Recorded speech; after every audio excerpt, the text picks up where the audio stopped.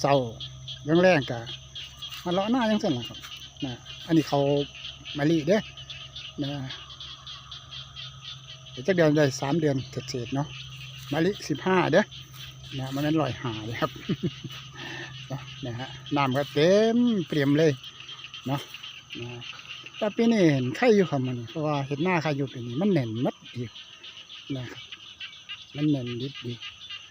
คาดว่าสิพอไข่อยู่นะฮะเขาก็จะมีราคาอยู่ดอกนะแต่ก็เบิ่งคือกันว่าปลายมันจะเป็นยังไงครับแต่เบิ่งว่ามันจะมีอันนั่นสำนันบ่นะครับ